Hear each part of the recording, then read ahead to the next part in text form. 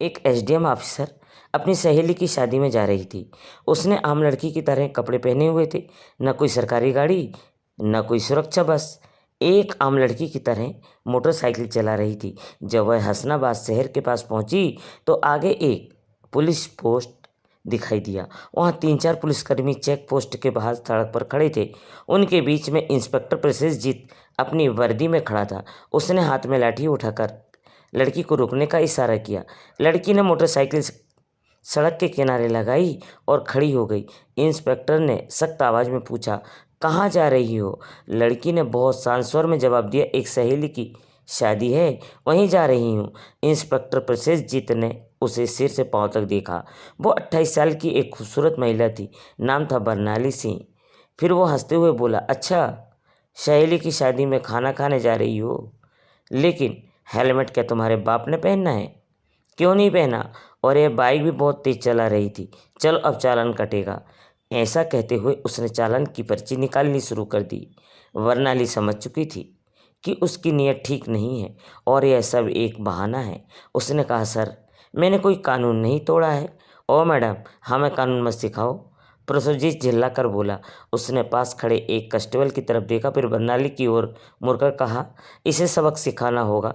अचानक इंस्पेक्टर ने जोर से एक थप्पड़ मारा। बरनाली के गाल पर। बहुत सवाल कर रही है, जब पुलिस कुछ कहे तो चुपचाप मान लेना चाहिए। बरनाली का सिर एक पल के लिए घूम गया, लेकिन उसने खुद को संभाल लिया। उसकी आंखों में गुस्सा साफ झलक रहा था। इंस्पेक्टर हंसते हुए बोला, अब भी इसकी आंखें में घमंड है? ऐसे कितने को ठिकाना लगा चुका हूँ, इसे अच्छी तरह से सबक सिखाना होगा। एक कांस्टेबल आगे आया और बोला, सर, इसे थाने ले चलते हैं, वहीं इसका इलाज होगा, तब समझेगी कि पुलिस कैसे बात करी जाती है पुलिस से। एक के बाद कांस्टेबल ने बरनाली का हाथ पकड़कर खींचते हुए कहा, चलो गाड़ी में बैठो। बरनाली ने झटके से अपना हाथ छुड़ाया और गुस्से में बोली, हाथ लगाने की कोशिश मत करना, वरना अंजाम बहुत बुरा होगा। इंस्पेक्टर और भड़क गया। उसने एक और कांस्टेबल से कहा, देखो, इसका घमंड तोड़ो। कांस्टेबल आगे बढ़ा, बरनाली का बाल पकड़ा और उसे खींचने लगा। बरनाली दर्द से कराह उठी। फिर उसने अब तक अपनी असली पहचान नहीं बताई थी। वह देखना चाहती थी कि ये लोग कितने नीचता तक जा सकते हैं। इस बीच एक पुलिसकर्मी ने गुस्से में उसकी बाइक पर लाठी मार दी और ऊंची आवाज़ में बोला, बड़ी आई साधु बनने वाली, अब तुझे खिलौना बनाकर खेलेंगे। बरनाली सी अब अच्छे से समझ चुकी थी कि उसके साथ क्या होने वाला है और यह लोग कितना नीचे गिर सकते हैं। इंस्पेक्टर की आंखों में गुस्सा भरा था।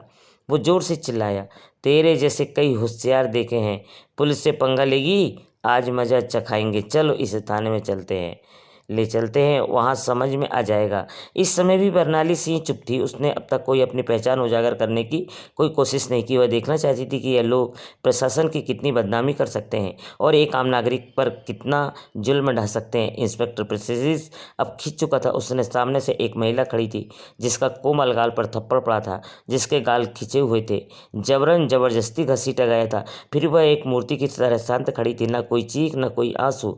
इंस्पेक्टर प्रसन्नजीत सोच रहा था, थाने पहुंचते ही देखता हूँ इस जिद्दी घमंडी लड़की को, इसका इलाज कैसे किया जाए। यह सिर्फ गुस्सा था, यह वो गुस्सा था जो वह इंचार्ज इंस्पेक्टर हंसते हुए बोला, अब इसकी जुबान भी चलने लगी है, चलो थाने में। कितनी देर इसकी जुबान चलती है? थाने में घुसते ही इंस्पेक्टर ने चिल्लाया, ओह, कहाँ गए सब? लगाओ जल्दी, यहाँ आओ। सिंह अब कुछ भी नहीं बोली। वह दीवारों को देखती रही। वो देखती रही ये लोग उन निरीह लोगों को कैसे गलत व्यवहार कर रहे हैं। तभी एक कांस्टेबल इंस्पेक्टर प्रसाजित और झुककर फुसफुसाया, क्या केस है? इंस्पेक्टर ने हंसते हुए कहा, अरे कुछ भी नहीं, स्पीड ब्रेक करो और हेलमेट का बहाना मारो, जो मन हो लिख दो बस, और इसका घमंड तोड़ना है। ज़्यादा सवाल मत करना। बरनाली सब कुछ सुन रही थी, लेकिन उसकी आंखें अभी चुप थी, मानो वह चाहती थी कि पुलिस की यह गिरावट खुद ही उसके मुंह से उजागर हो। इंस्पेक्टर कुर्सी पर बैठा, हाथ में पेन लिया और टेबल पर घुमाने लगा। फिर बरनाली की ओर देखकर पूछा, नाम क्या है? कहाँ रहती है? किसकी बेटी है? बरनाली चुप रही। फिर इंस्पेक्टर बोला, नाम बताती है नहीं? चुप्पी। अब पत्थर की ओर। तभी इंस्पेक्टर ने जोर से मारा, इतनी जोर से कि आवाज़ पूरे थाने में गूंज उठी। फिर गुस्से में चिल्लाया, सुनाई नहीं देता? नाम बता जल्दी। बरनाली ने मुंह में घुमाकर शांत स्वर में उत्तर दिया, जी, सुष्मिता शर्मा। इंस्पेक्टर उसके चेहरे की ओर देखकर हंसते हुए बोला, हो बड़ी चालाक लड़की, तू झूठ बोलने में तुझे खासा तजुर्बा है, लेकिन याद रख, जब तक होशियारी महंगी पड़ती है, एक भी गलती का मौका तक नहीं मिलेगा। फिर बर्नाली को ज़बरदस्ती उस सड़ी हुई हवालाल में डाल दिया गया, जहाँ पहले से ही 2 कैदी मौजूद थे। उनमें से एक कैदी ने बर्नाली की ओर देखते हुए पूछा, बहन तूने क्या गुनाह किया है? बर्नाली ने हल्की सी मुस्कान दी लेकिन कुछ भी नहीं बोली। वह अब बस देख रही थी यह पूरा सिस्टम कितना सड़ चुका है। अगर एक के बिना वजह अंतर किया तो आदमी की हालत को सोचना पाना भी मुश्किल है। अब वह उस कोठरी के कोने में बैठी थी, सब कुछ देख रही थी, सुन रही थी और हर एक हरकत को समझ रही थी। इधर इंस्पेक्टर एक झूठी रिपोर्ट बना रहा था। उसने आदेश दिया उसके ऊपर चोरी और ब्लैकमेलिंग का केस ठोक दो, और फाइल पर हाथ मारते हुए बोला, चलो जल्दी। एक कांस्टेबल ने हिचकते हुए पूछा, लेकिन सर बिना सबूत? प्रसन्नजीत हंसते हुए बोला, इस थाने में सबूत नहीं जाते बनाए जाते हैं। कुछ देर बाद एक कांस्टेबल कोठरी में आया और बर्नाली के कंधे पर जोर से हाथ मारा। तभी इंस्पेक्टर प्रसन्नजीत ने हाथ उठाया ही था कि तभी दरवाजे पर एक भारी कड़क आवाज़ गूंजी, रुको। सभी लोग घूमकर दरवाजे की ओर देखने लगे। वहाँ सीनियर इंस्पेक्टर संजय वर्मा खड़ा था। उसकी छवि बाकी अफसरों से कुछ बेहतर मानी जाती थी। वह अंदर झांका और महिला की हालत देखकर उसके माथे पर बल पड़ा। उसने पूछा, यह सब क्या हो रहा है? प्रसन्नजीत हंसते हुए बोला, कुछ नहीं सर, एक सड़क की औरत ज़्यादा अकड़ दिखा रही थी, सबक सिखा रहा हूँ। संजय ने बर्नाली को ध्यान से देखा। उसका व्यवहार किसी आम महिला जैसा नहीं लग रहा था। उसने पूछा, इसका अपराध क्या है? प्रसन्नजीत थोड़ा घबरा गया और बोला, अब सर चेकिंग में बदतमीजी कर रही थी।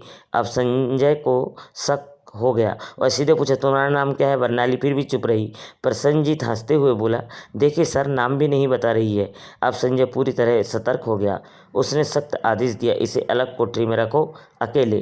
प्रसन्नजीत चौंक गया, लेकिन सर, संजय ने कठोरता से कहा, मैं खुद इसकी ओर रहूँगा। इसका आदेश पर बर्नाली को अलग कोठरी में ले जाकर बंद कर दिया गया और एक बदबूदार अंधेरी थी।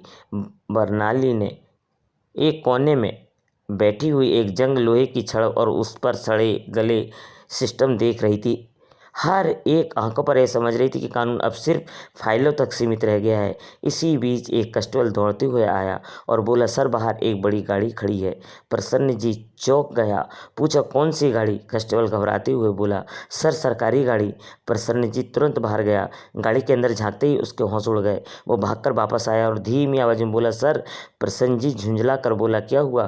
कौन आया है? कांस्टेबल कांपते हुए बोला, सर कमिश्नर साहब आए हैं। प्रसन्नजीत का चेहरा पीला पड़ गया। सीनियर इंस्पेक्टर संजय शर्मा भी वहां मौजूद था। कमिश्नर साहब थाने में दाखिल हो रहे थे। उन्होंने प्रसन्नजीत की ओर देखकर सख्त स्वर में पूछा, इंस्पेक्टर प्रसन्नजीत, यह क्या तमाशा चल रहा है यहाँ? प्रसन्नजीत घबरा गया और बोला, कुछ नहीं सर, एक छोटा सा केस है बस। कमिश्नर साहब ने टेबल पर फाइल उठाई और ध्यान से पढ़ने लगा। उनके माथे पर सिकान आ गई। फिर वह कोठरी की तरफ झांके और बोले, यह कौन है? प्रसन्नजीत तुरंत बोला, सर इस महिला पर 420 और धोखाधड़ी का केस है। कमिश्नर ने सीधा सवाल पूछा, तुम्हारे पास क्या सबूत है? फिर दोबारा बोले, कोई भी सबूत है तुम्हारे पास? अब प्रसन्नजीत पूरी तरह फंस चुका था। कमिश्नर साहब ने सीधे महिला की ओर देखा और पूछा, तुम्हारा नाम क्या है? और तभी पहली बार बर्नाली सिंह ने हल्की सी मुस्कान दी और कहा, एसडीओ बर्नाली सिंह। थाने में एकदम सन्नाटा छा गया। हर चेहरा पीला पड़ गया। प्रसन्नजीत के हाथ पांव कांपने लगे। बाकी सभी कांस्टेबल हैरान होकर एक दूसरे की ओर देखने लगे। प्रसन्नजीत के पैरों तले जमीन खिसक गई। जिस महिला को वह एक मामूली अपराधी समझ रहा था, वह थी एक अधिकारी जो पूरे जिले की प्रशासनिक व्यवस्था संभालती थी। वह कोई आम औरत नहीं थी, वह थी स्वयं एसडीओ बर्नाली सिंह। जिस महिला को सड़क पर घसीटा गया था, जिसके बाल खींचे गए थे, जिसे थप्पड़ मारा गया था, अब यह सच्चाई सबके सामने आई। पूरे थाने में हड़कंप मच गया। सभी कांस्टेबल स्तब्ध हो गए। कमिश्नर साहब ने तेज गुस्से से भरी नज़र से इंस्पेक्टर की ओर देखा और गरजते हुए बोले, प्रसन्नजीत, तुझमें इतनी हिम्मत आई कैसे कि तू एक सीनियर ऑफिसर पर झूठा आरोप लगाने की जरूरत कर बैठा? प्रसन्नजीत कुछ बोलने की कोशिश ही कर रहा था कि तभी पास में खड़े सीनियर इंस्पेक्टर संजय शर्मा जोर से बोले, सर मैंने पहले यहाँ और कुछ ना कुछ गड़बड़ है। अब प्रसन्नजीत पूरी तरह अकेला पड़ चुका था। तभी पहली बार बर्नाली सिंह ने अपनी शांत लेकिन दृढ़ आवाज़ में सीधा फैसला सुना दिया, प्रसन्नजीत, अब तेरी नौकरी गई, तेरा सस्पेंड पक्का और तेरे खिलाफ अब केस भी चलेगा। ऐसा सुनते ही प्रसन्नजीत का चेहरा जैसे सफ़ेद पड़ गया, सांस अटकने लगी। बाकी पुलिसकर्मी भी उसकी नज़रें चुराने लगे। संजय वर्मा ने तुरंत आदेश दिया, हवलदार साहब इसे पकड़ो और लॉकअप में डालो। लेकिन तभी प्रसेनजीत ने अपनी जेब से एक मुड़ा हुआ कागज निकाला और मुस्कुराते हुए बोला, रुको मैडम, यह पहले देख लो, फिर जो करना हो कर लेना। उसके कागज आगे बढ़ाया। कमिश्नर और बर्नाली दोनों की नज़रें एक साथ उसकी ओर गई। प्रसेनजीत बोला, यह लो मेरा ट्रांसफ़र ऑर्डर, 3 दिन पहले ही मेरा तबादला हो चुका है। अब चाहे तुम जितना भी गुस्सा करो, मुझे नौकरी से नहीं निकाल सकती। पूरे थाने में फिर एक बार सन्नाटा छा गया। बर्नाली ने वो कागज़ हाथ में लिया और ध्यान से पढ़ा। कमिश्नर ने संजय वर्मा की ओर तीखी नज़र डालते हुए कहा, जाओ देखो, यह कागज़ असली है न सिर्फ दिखावा। संजय ने कंप्यूटर रिकॉर्ड खंगाला और फिर सिर उठाकर बोला, सर यह असली है, लेकिन अब तक इसने नए इंस्पेक्टर को चार्ज नहीं सौंपा है, यानी अभी तक यहाँ का आधिकारिक इंस्पेक्टर यही है और सारे कुकर्म इसी के कार्यकाल में हुए हैं। अब इसे कोई नहीं बचा सकता। बर्नाली सिंह ने प्रसेनजीत की आंखों में देखते हुए डालकर कहा, अब तेरा नया ठिकाना वही होगा जहाँ तू दूसरों को डाला करता था। फिर सिर हिलाकर उसकी बात पर अकड़ लगा दी। जैसे ही 2 कांस्टेबल आगे बढ़े, प्रसेनजीत फिर से बोला, जोर से बोला, रोको मैडम, मैं नहीं यहाँ। आपको लगता है कि सारा कसूर मेरा ही है?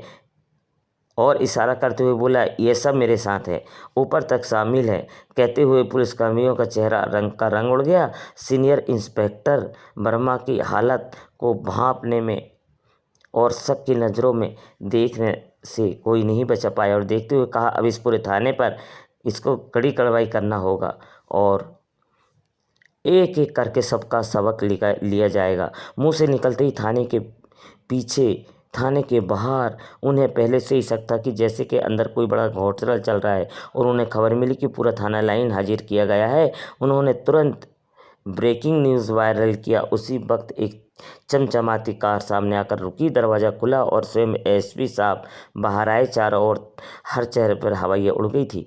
थाने के सारे अफसर एक के बाद एक चुपचाप साहब के तीखे स्वर में पूछा, तमाशा चल रहा है क्या यह है? लेकिन कमिश्नर ने चुपचाप कुछ नहीं बोला।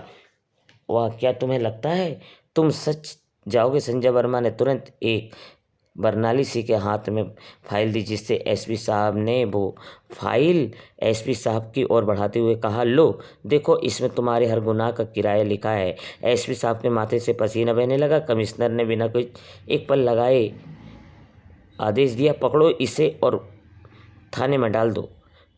और किसी भी चुनौती दी कि एसपी को गिरफ्तार करके पूरे ज़िले में तूफान आ गया। तब तक मुख्यमंत्री तक वहां खबर पहुंच चुकी थी और वहां से सीधे आदेश आया कि वे जितने भी अफसर मिलकर गड़बड़ कर रहे थे सबको गिरफ्तार करो। अगले 2 ही दिनों में पूरे ज़िले में 40 से ज़्यादा पुलिस अफसर से ज़्यादा बड़े अधिकारी और कुछ नेता भी गिरफ्तार कर लिए गए। इस तरह एक लड़की ने इतना कमाल दिखाया कि पूरे गांव को ही बदल दिया और हर एक की जुबान पर उस लड़की की चर्चा थी। तो दोस्तों, यह थी आज की कहानी। यह कहानी आपको कैसे लगी? अच्छी लगी हो तो हमारे चैनल को सब्सक्राइब, लाइक और शेयर ज़रूर करें। धन्यवाद दोस्तों।